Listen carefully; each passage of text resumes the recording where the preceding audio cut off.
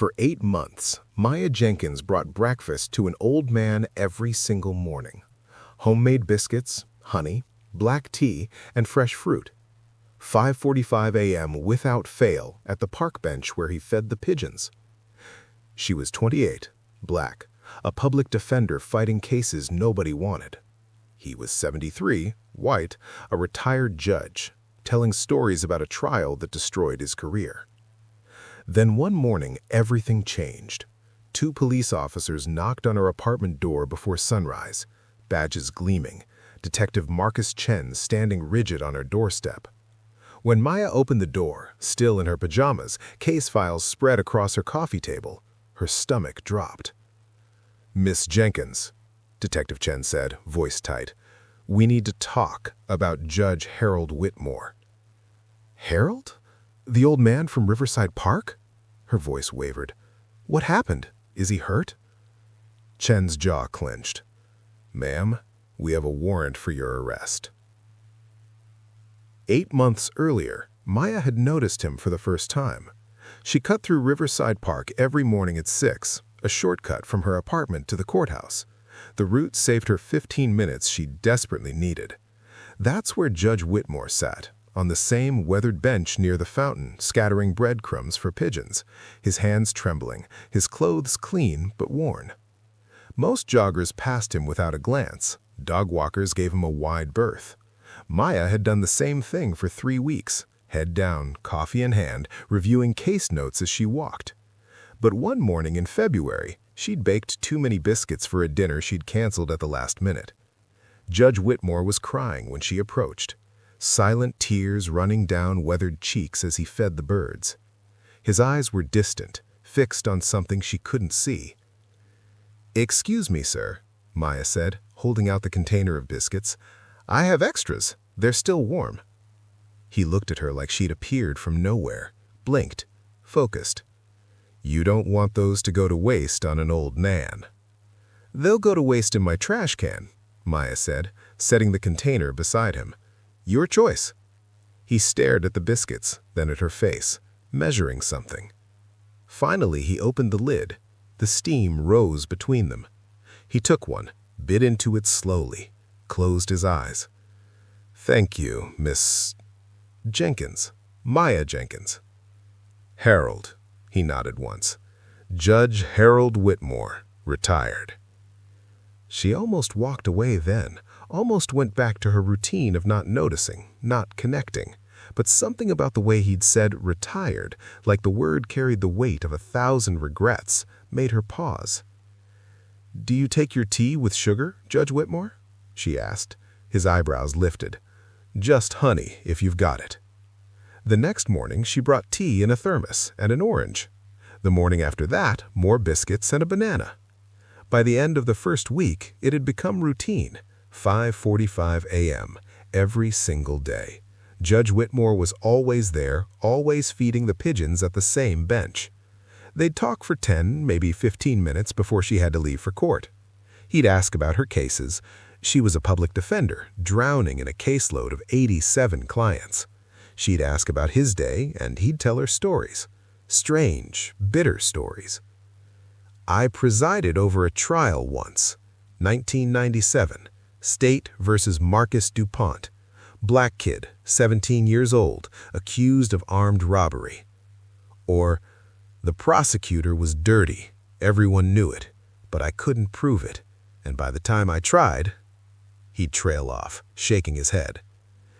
Maya figured he was struggling with dementia, maybe guilt, maybe both, building himself a past that justified why he sat alone feeding pigeons instead of on a bench wearing robes. She didn't press him. She just listened. Other people weren't so kind. One morning in March, a police officer walked past and deliberately knocked Judge Whitmore's tea onto the ground. She was 20 feet away, about to sit down. "Hey," her voice sharped, "that was intentional." The cop didn't even look at her. Mid-30s, white, name tag reading Officer J. Pembroke. "This is a public space. We've had complaints about him harassing families." "Harassing families?" Her voice rose. "He feeds birds." "We've had complaints," Pembroke repeated, his tone flat with authority. From who? That's not your concern. He turned to Judge Whitmore. Sir, I'm going to need you to move along. The judge sat very still, hands folded on his lap. The spilled tea pooled at his feet, steam rising in the cold morning air. He's not breaking any laws, Maya said, stepping closer. I'm an attorney, public defender's office. You can't force him to leave without cause. Pembroke finally looked at her, really looked at her. His eyes traveled from her natural hair to her worn briefcase to her courthouse ID badge clipped to her jacket. Something shifted in his expression. Not respect, calculation. An attorney, he said slowly, for criminals. For people accused of crimes, constitutional right to defense, Sixth Amendment. Maya's voice was steady, but her pulse hammered. Now, unless you have a valid complaint with a documented complainant, he stays. They stared at each other. Pembroke's hand rested on his belt, near his radio, a threat without words. Judge Whitmore spoke quietly. It's all right, Miss Maya. I can go. No, Maya said, not breaking eye contact with the officer. You can't. Finally, Pembroke stepped back. This isn't over. He walked away, speaking into his radio. Maya helped Judge Whitmore clean up the spilled tea. Her hands were shaking, adrenaline and anger mixing in her bloodstream. You didn't have to do that, the judge said softly. Yeah, I did. He looked at her for a long time. Then he smiled, sad and knowing. You've got fire in you. That's dangerous for someone who looks like you. Maya didn't understand what he meant, not then. She just poured him more tea from her own thermos and sat with him until her phone alarm reminded her she had court in 30 minutes. By April, the routine was sacred. Wake up at 4:30, bake biscuits, brew tea, pack fruit, walk to the park, sit with Judge Whitmore for 15 minutes, get to the courthouse by 7. It wasn't charity. It didn't feel like charity. It felt like the only conversation in her day that wasn't about guilt, innocence, or impossible plea deals. Maya's life was a pressure cooker. 87 active cases. Most of her clients were black or brown, poor, trapped in a system designed to churn them through like factory parts. She worked 80-hour weeks, survived on vending machine dinners, and still couldn't give each person the attention they deserved. Her apartment was a studio in a neighborhood the city had forgotten. $850 a month, pipes that clanged at 2 a.m., a landlord who ignored repair requests. Law school debt, $167,000. Monthly payment, $1,400. Income after taxes, $2,800. The math didn't work. It never worked. One Tuesday night in late April, Maya sat at her kitchen table, surrounded by case files, eating instant ramen from the pot because she'd sold her dishes to pay for a client's mental health evaluation. Her phone rang. Jenkins, she answered without looking at the caller ID. Maya, it's David. David Chen, her boss at the public defender's office. We have a problem. Which one? She had 17 active problems. The Johnson case. The prosecutor's offering a deal. Guilty plea, 5 years, out in 3 with good behavior. Maya's stomach tightened. Terrence Johnson didn't do it, David. The witness ID is shaky, the timeline doesn't work, and the evidence is circumstantial, I know. But if we go to trial and lose, he's looking at 20 years. So we let an innocent man plead guilty? We let a client make an informed decision. David's voice was tired. He'd been doing this job for 20 years. The fire had burned out a decade ago. Talk to him tomorrow. Explain the options. It's his choice. The call ended. Maya stared at Terrence Johnson's file. 19 years old, black, accused of robbing a convenience store. The real robber was probably 3 neighborhoods over, living free, while Terrence sat in jail because he couldn't afford bail. She couldn't eat the rest of her ramen. The next morning, Maya showed up at the park with biscuits but no appetite. Judge Whitmore noticed immediately. Rough case? He asked, pouring tea for both of them. They're all rough. Maya slumped on the bench. I have a client, 19, innocent, but the system doesn't care. They want him to plead guilty to avoid trial because trials cost money and the prosecutor's office has a 94% conviction rate to maintain. Judge Whitmore was quiet for a long moment, staring at the pigeons. Then he spoke, his voice low and careful. In 1997, I presided over a case, State versus Marcus DuPont, 17-year-old black kid accused of armed robbery. The evidence was thin, but the prosecutor, man named Richard Kessler, he was a star, ambitious, knew how to work a jury. Maya listened, her tea cooling in her hands. The defense attorney was overworked, public defender like you. She tried her best, but Kessler buried her. Brought in a witness who ID'd Marcus from across a dark parking lot 100 feet away, claimed the kid was wearing a distinctive red jacket. Judge Whitmore's hands trembled. The problem was, Marcus didn't own a red jacket, never had. What happened? Maya asked quietly. I couldn't interfere. My role was to ensure a fair trial, not investigate. The jury convicted in 4 hours. I sentenced Marcus to 15 years. He closed his eyes. 2 years later, the real robber confessed. Different kid, different neighborhood. He'd been wearing the red jacket. Maya's throat tightened. And Marcus? He served 4 years before they released him, but his mother had died while he was inside, heart attack from stress. His younger sister got into drugs. By the time Marcus got out, his whole life was ash. That's not your fault, Maya said, but the words felt hollow. I could have ordered an investigation, could have questioned the witness more aggressively, could have declared a mistrial when the defense attorney got sick halfway through and they replaced her with someone who'd never met Marcus. Judge Whitmore opened his eyes, and they were full of ghosts. I followed procedure, I followed the law, and an innocent boy lost 4 years. He turned to look at her. After Marcus was exonerated, I started asking questions, digging into Kessler's other cases, found 17 convictions with questionable evidence, witnesses who'd been coached, evidence that disappeared. I wrote a report, submitted it to the state bar. What happened? Kessler had friends, powerful friends. They accused me of senility, bias, trying to sabotage the prosecutor's office, opened an ethics investigation against me. His voice cracked. I retired before they could disbar me, lost my reputation. My colleagues stopped returning calls. My wife, he didn't finish. Maya stared in stunned silence. That prosecutor, Richard Kessler, Judge Whitmore said quietly. He's still working. Made district attorney 8 years ago. Still has a 94% conviction rate. The world tilted. Wait, Maya said slowly. District Attorney Richard Kessler? That's my boss's boss. That's who I work against every day. Judge Whitmore nodded. I know, Miss Maya. I've been reading about your cases in the paper. You're good, you fight. But Kessler doesn't fight fair. He never has. Maya went to court that morning with her mind racing. She looked at the prosecutors differently now, wondered how many of them knew, how many of them cared. She met with Terrence Johnson that afternoon. He sat across from her in the jail conference room, skinny and scared, wearing an orange jumpsuit 3 sizes too big.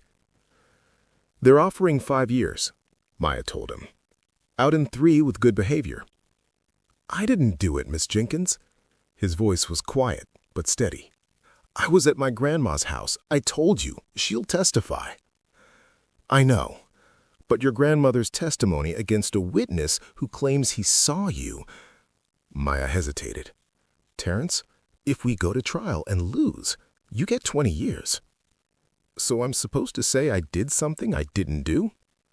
I'm supposed to give you all the information so you can make a choice. He looked at her with eyes too old for 19. What would you do?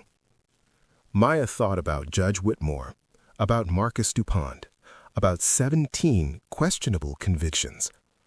I'd fight, she said quietly, but I'm not the one sitting in jail. Terrence was quiet for a long time. Then he straightened his shoulders. Let's go to trial. That night, Maya did something she'd never done before. She went to the public library and requested archived court records, spent 6 hours going through Judge Whitmore's cases from 1995 to 1999. Found the Marcus DuPont trial. Read the transcript. Judge Whitmore had been right.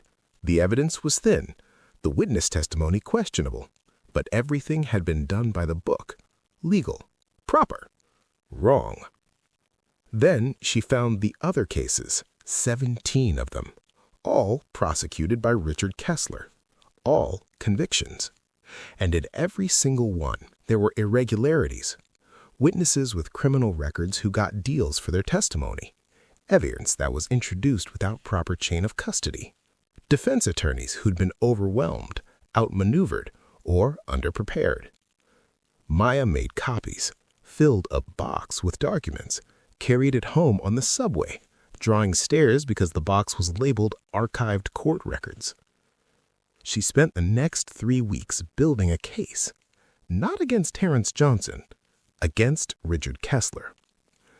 Judge Whitmore helped.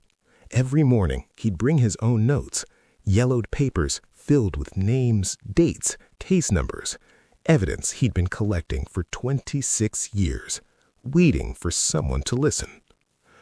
"Why are you doing this?" Maya asked one morning in May.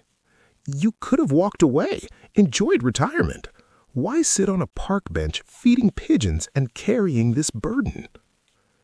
Judge Whitmore scattered breadcrumbs, watching the birds.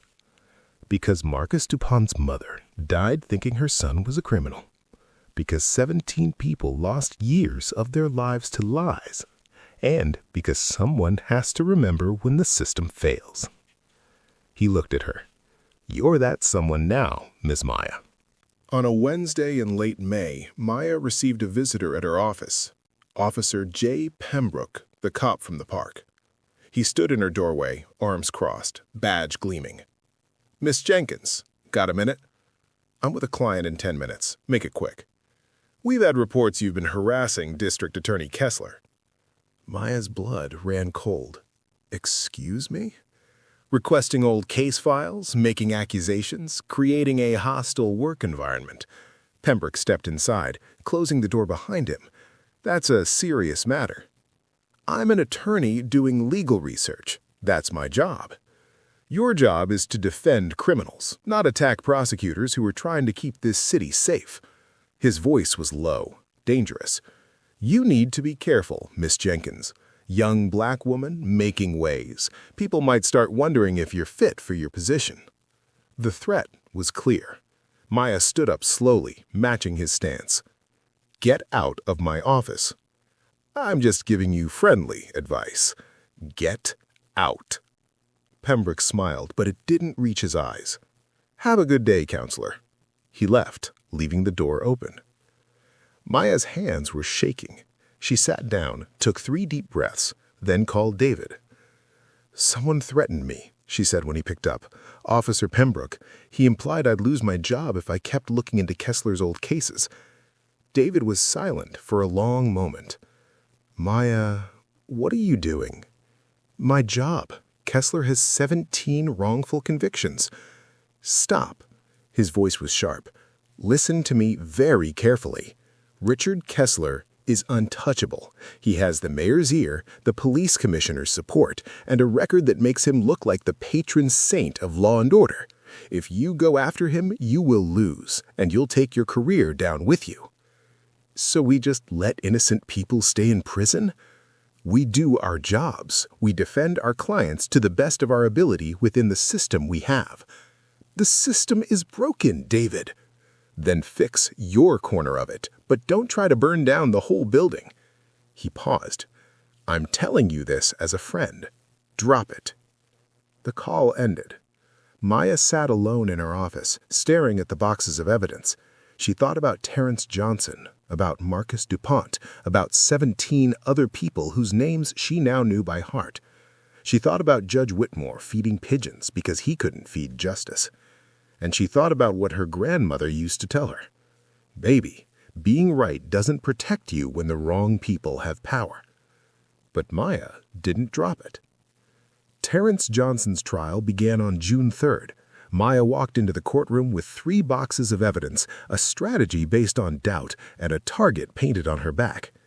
District Attorney Kessler himself showed up to watch, sat in the gallery, arms crossed, a message without words. "I'm watching you."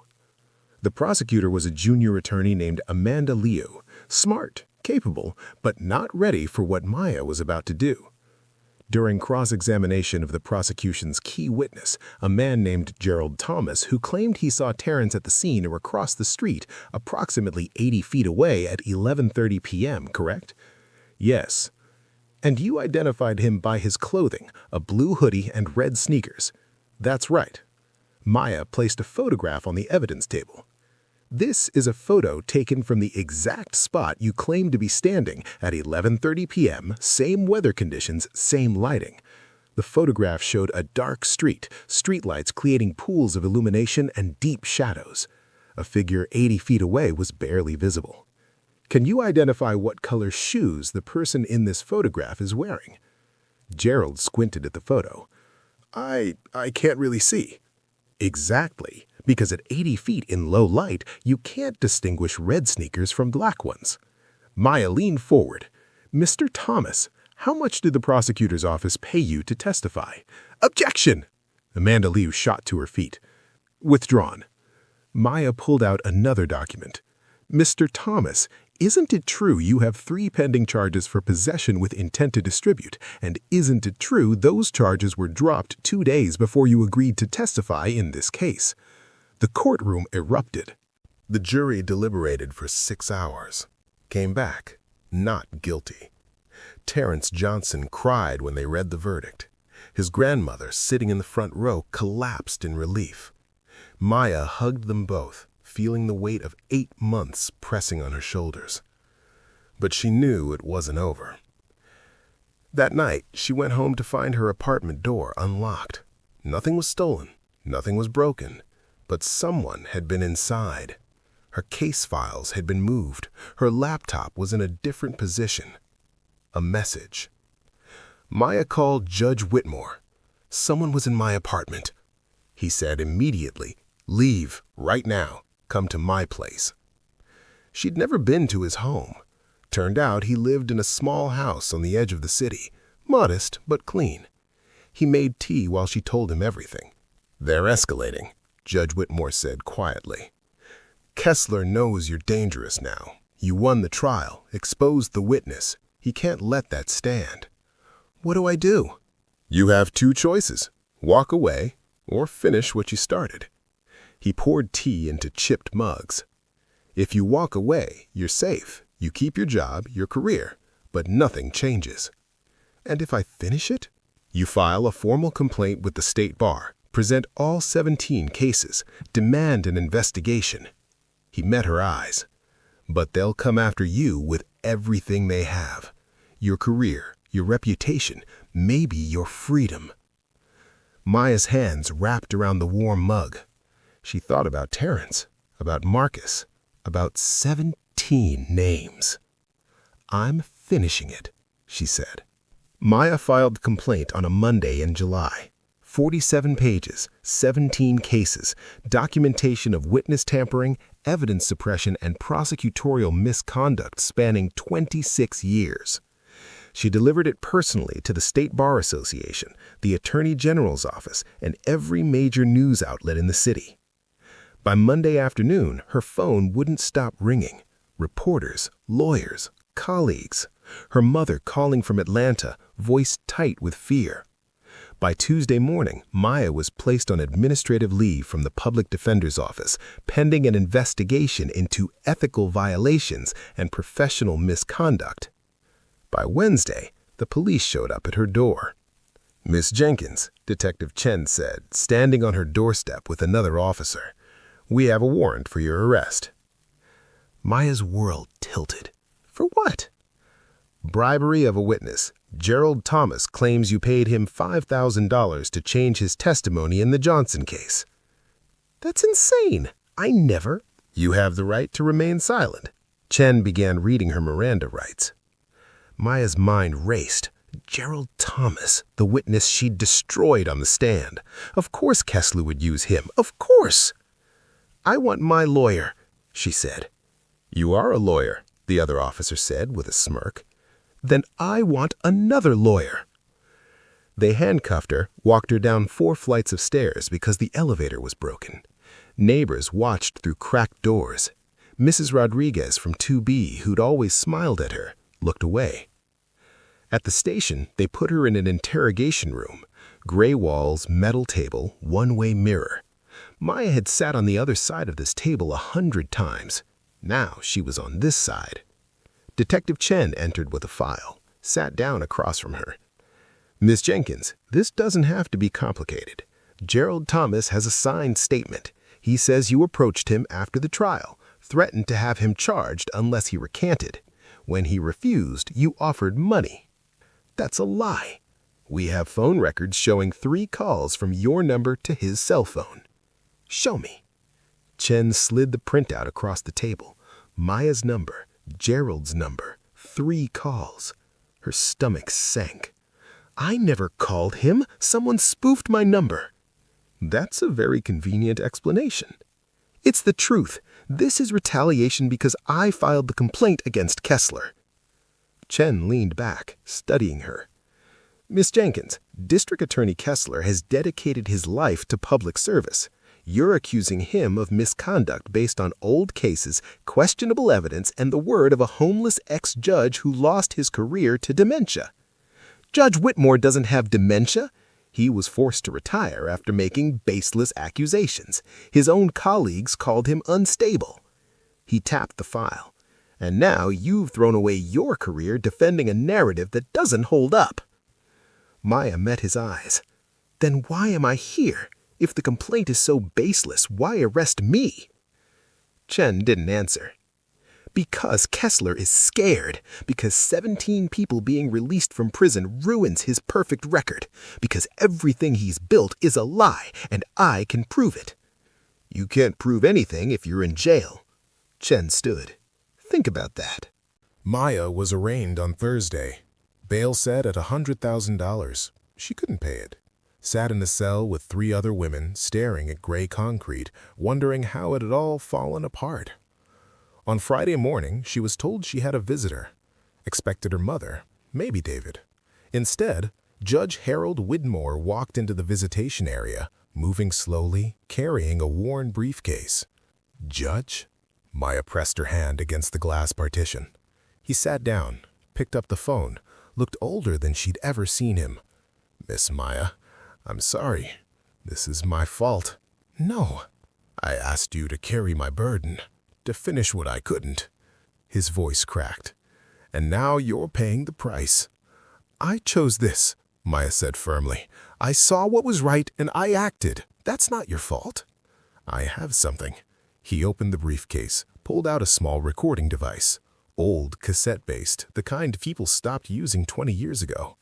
In 1999, after Kessler had me investigated, I started recording our conversations, confrontations, arguments.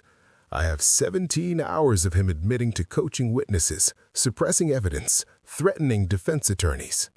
Maya's breath caught. "Why didn't you release this before?" "Because I was a coward. I was angry, humiliated, broken. I wanted to hurt him, but I was too afraid of what it would cost me."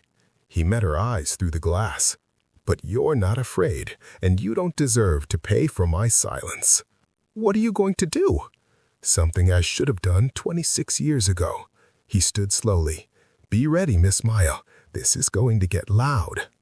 On Saturday morning, Judge Harold Whitmore held a press conference on the steps of the courthouse. Every major news outlet showed up. Cameras, reporters, a crowd of onlookers. Maya watched from her cell on a television that barely worked. Volume low, other inmates crowded around. Judge Whitmore stood at a podium, thin and shaking but steady.